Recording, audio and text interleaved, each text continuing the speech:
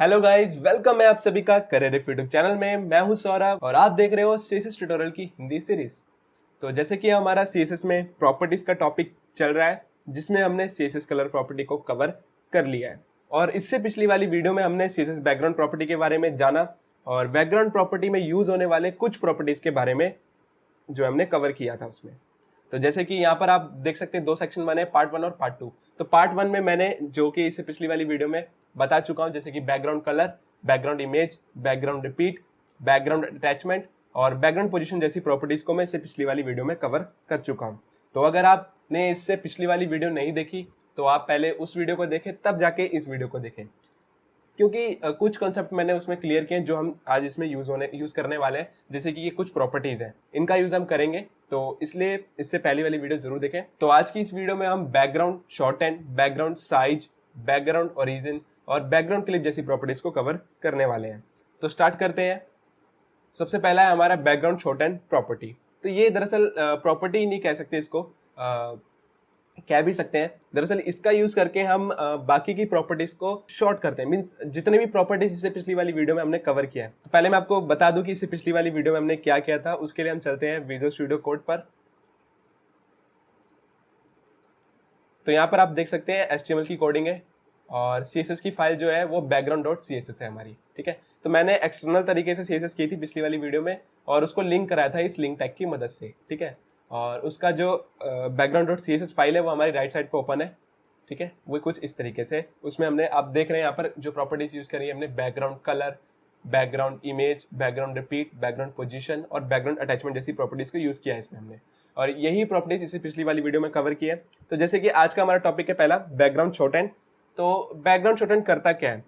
तो background shorthand basically ये जितने भी कोड हमने लिखे हैं इसमें, कि बैकग्राउंड कलर के लिए अलग से लिखा है बैकग्राउंड कलर प्रॉपर्टी, इमेज के लिए लिखा है हमने बैकग्राउंड इमेज प्रॉपर्टी, ऐसी रिपीट ना कराने के लिए हमने बैकग्राउंड रिपीट लिखा। तो मतलब हम डिफरेंट प्रॉपर्टीज लिख रहे हैं।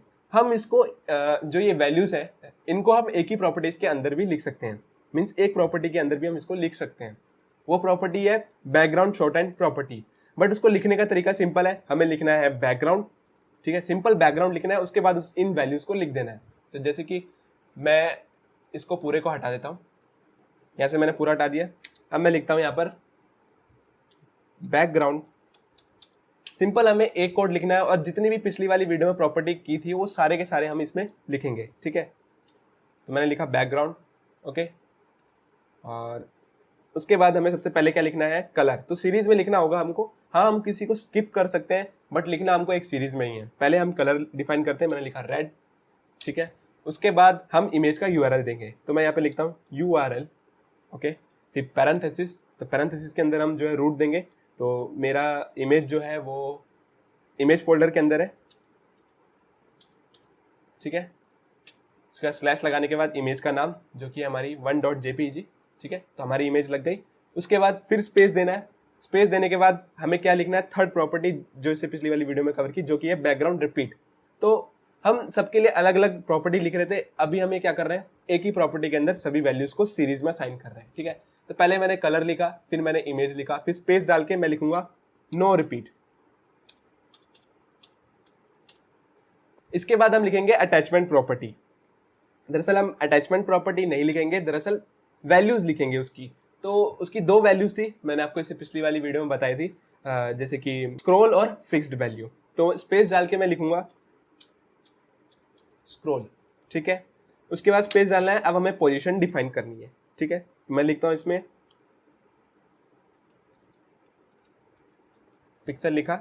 ठीक है, और उसके बाद मैंने ब्रैकेट बंद कर दिया। तो अब क्या किया हमने? जो हम पहले क्या कर रहे थे, इन सभी वैल्यूज को लिखने के लिए, मींस कलर डिफाइन करने के लिए अलग प्रॉपर्टी का यूज कर रहे थे, जो कि था हमारा बैकग्राउंड कलर प्रॉपर्टी, और इमेज लगाने के लिए हम बैकग्राउंड इमेज प्रॉपर्टी का यूज कर रहे थे। तो अब अलग अलग यूज ना करके हम एक ही प्रॉपर्टी का यूज कर रहे हैं, जो कि है बैकग्राउंड प्रॉपर्टी। तो इसे ही बोलते हैं हम बैकग्राउंड शॉर्टहैंड। तो मतलब हमने कोड को शॉर्ट कर दिया इसमें।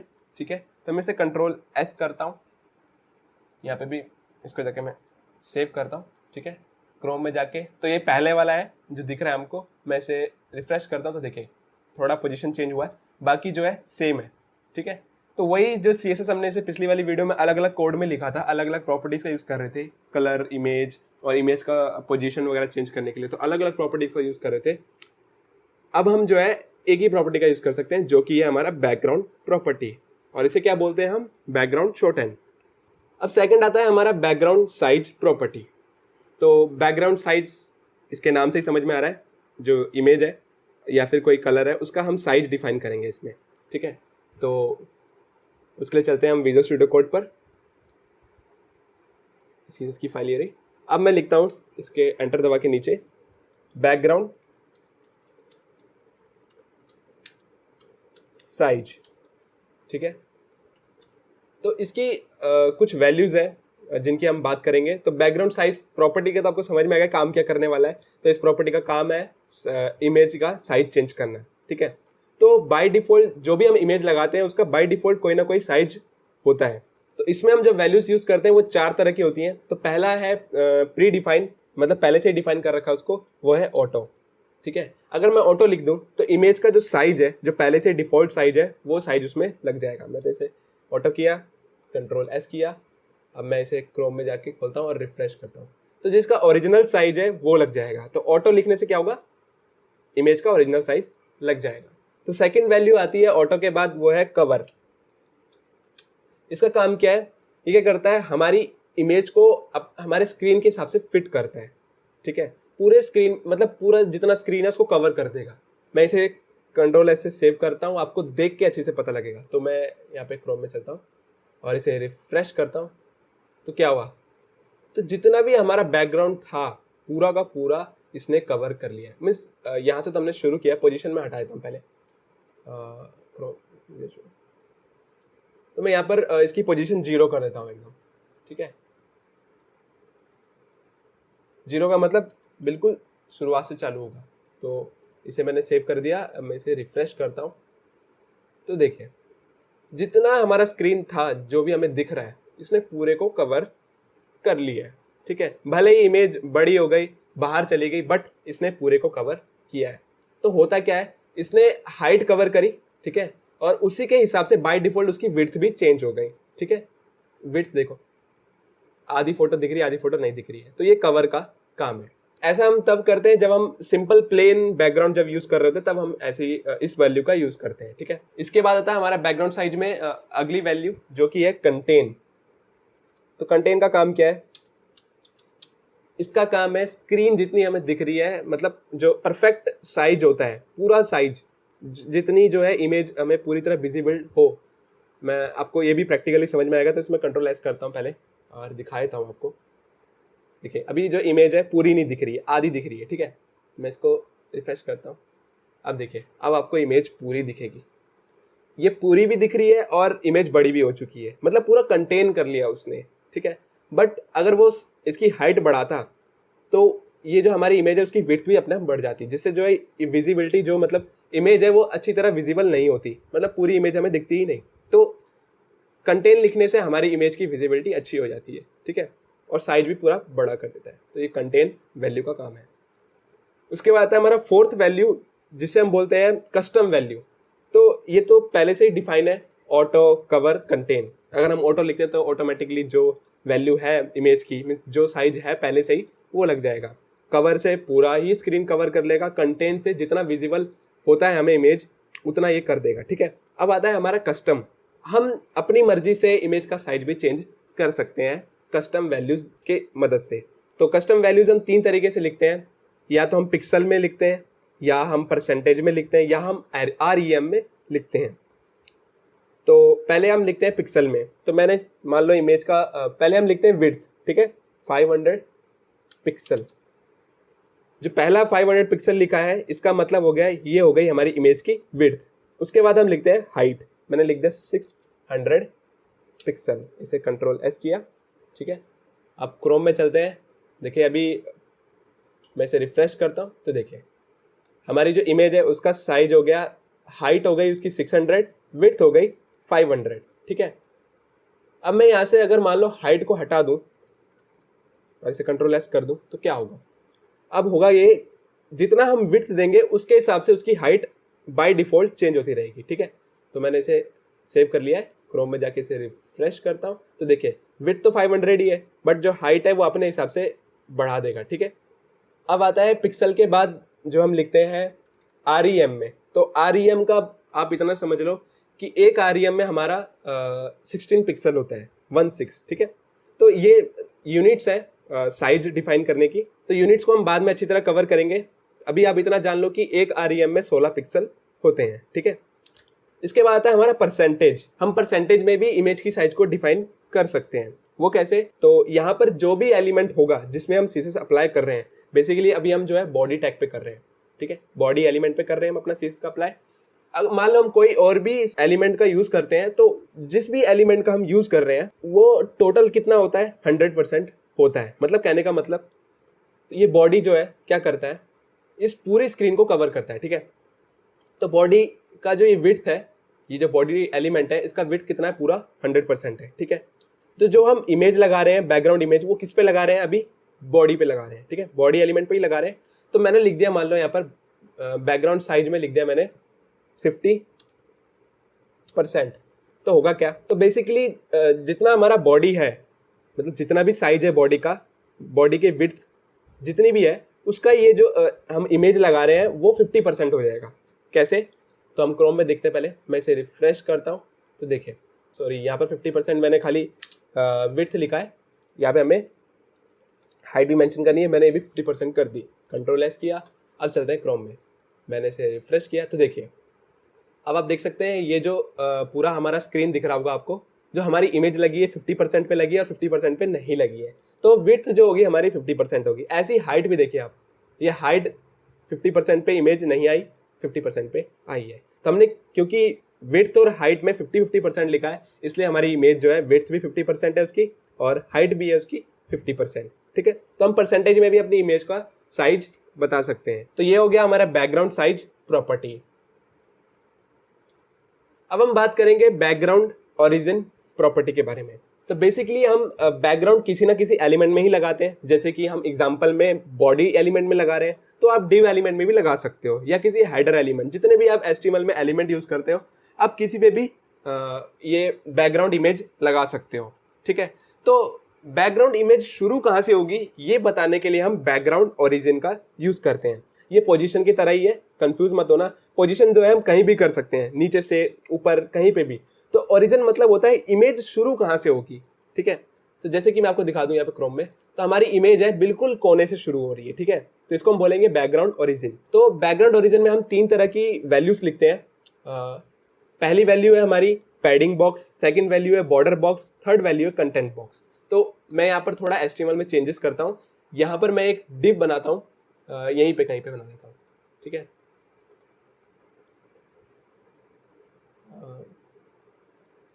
इस पैराग्राफ से पहले मैंने डिव बनाया, इस डिव के अंदर भी मैंने एक पैराग्राफ बनाया, ठीक है। ओके, आप ध्यान से देखिए, कुछ नहीं किया, मैंने बीच में कहीं पे भी एक डिव बनाया है, ठीक है, और डिव के अंदर एक पैराग्राफ बना दिया है।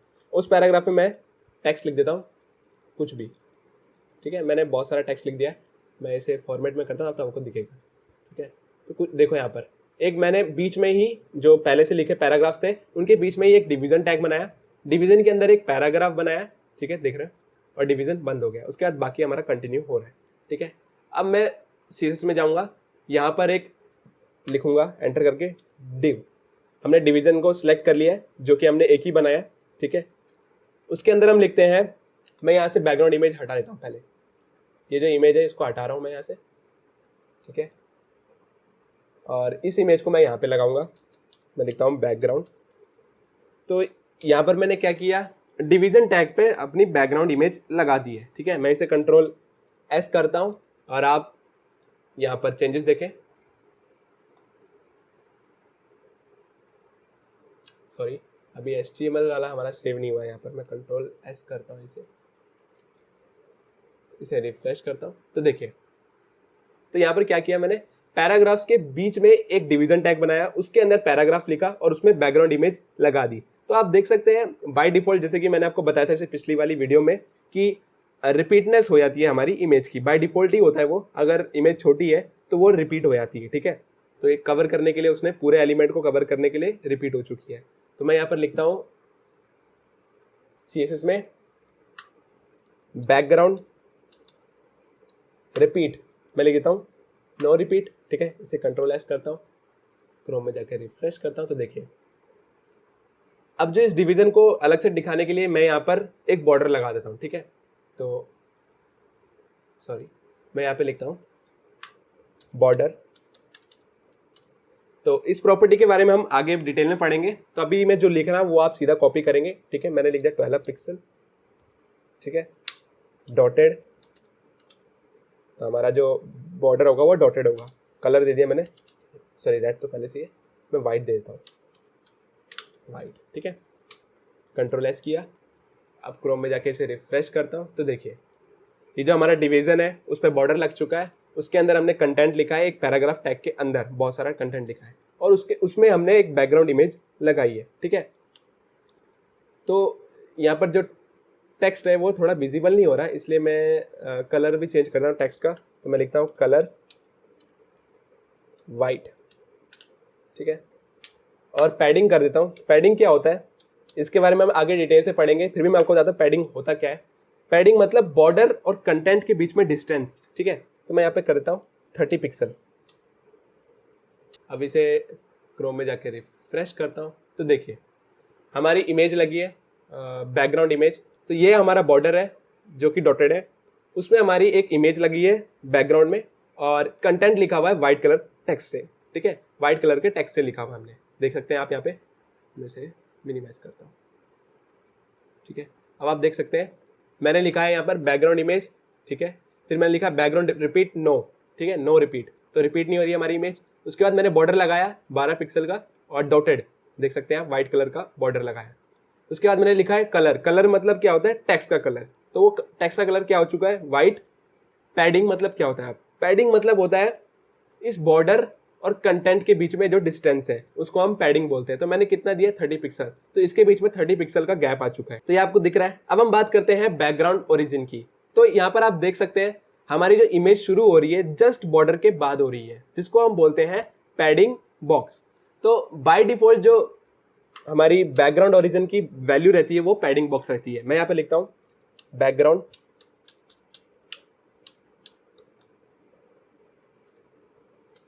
ओरिजिन, ठीक है। उसके बाद मैं लिखता हूं पैडिंग बॉक्स। तो ये जो पैडिंग बॉक्स है ये हमारी बाय डिफॉल्ट रहती है। मैं इसे कंट्रोल एस कर लेता हूं और क्रोम में जाके देखो मैंने रिफ्रेश नहीं किया, तब भी जो ये हमारी इमेज है बैकग्राउंड इमेज वो यहीं से शुरू हो रही है। अब मैं रिफ्रेश कर दूंगा, अभी भी हमारी इमेज वहीं से शुरू हो रही है, क्योंकि पैडिंग बॉक्स जो वैल्यू है बैकग्राउंड ओरिजिन की ये डिफॉल्ट पहले से ही रहती है, बाय डिफॉल्ट रहती है, ठीक है। और इसमें जो बाकी की और वैल्यूज हैं जैसे कि बॉर्डर बॉक्स। तो बॉर्डर बॉक्स मतलब क्या हुआ, मैं आपको प्रैक्टिकली दिखाता हूँ। कंट्रोल एस किया मैंने बॉर्डर बॉक्स लिख के और यहाँ पर मैं इसे रिफ्रेश करता हूँ तो देखिए पहले हमारी इमेज यहाँ से शुरू हो रही थी, मतलब बॉर्डर के जस्ट बाद शुरू हो रही थी, जिसको हम बोलते हैं पैडिंग बॉक्स। और अब देखो ये इमेज है वो शुरू हो रही है बॉर्डर से, मतलब जहां से हमारा बॉर्डर का बॉक्स शुरू हो रहा है वहीं से हमारी इमेज शुरू हो रही है। इसे हम बोलते हैं बॉर्डर बॉक्स वैल्यू। थर्ड आता है हमारा कंटेंट बॉक्स।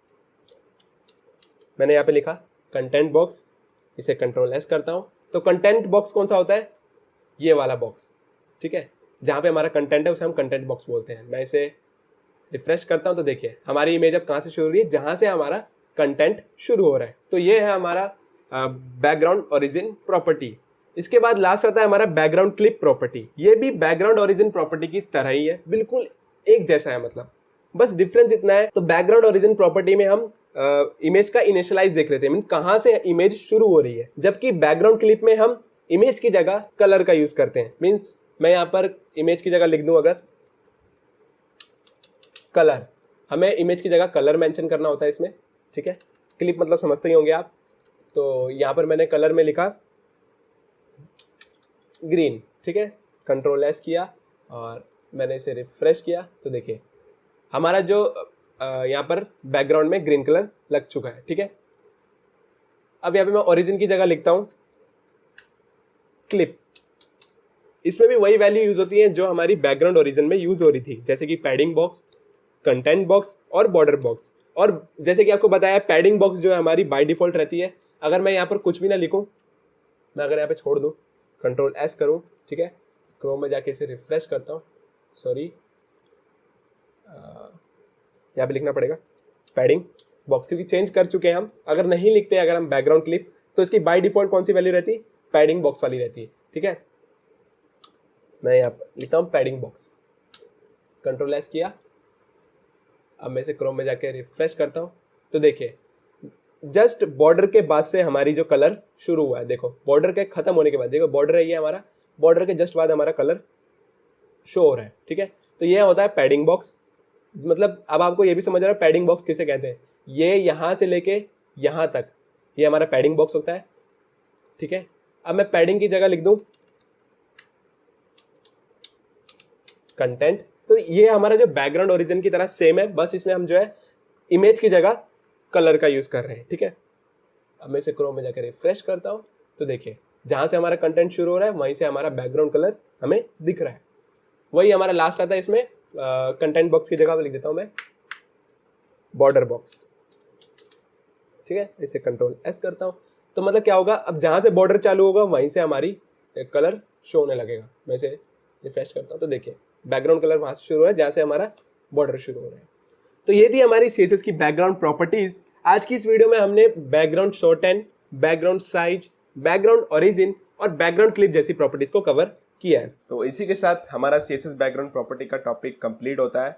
और अगर आपको कोई डाउट है इस टॉपिक से रिलेटेड या फिर HTML या CSS के किसी भी टॉपिक से रिलेटेड, तो आप मुझसे कमेंट सेक्शन में पूछ सकते हैं या फिर आप मुझे सोशल मीडिया पर कांटेक्ट कर सकते हैं। तो इससे पिछली वाली वीडियो है जो CSS बैकग्राउंड पार्ट 1, उसका मैंने लिंक जो है डिस्क्रिप्शन में दे दिया है। तो अगर अभी तक आपने इससे पिछली वाली वीडियो नहीं देखी है तो हो सके तो उस वीडियो को पहले देखना, अगर नहीं भी देखी तो बाद में ज़रूर देख लेना, इससे कि आपका बैकग्राउंड प्रॉपर्टी का पूरा टॉपिक कवर हो जाएगा आपका। तो मिलते हैं अगली वीडियो में किसी न्यू प्रॉपर्टी के साथ, तब तक के लिए धन्यवाद।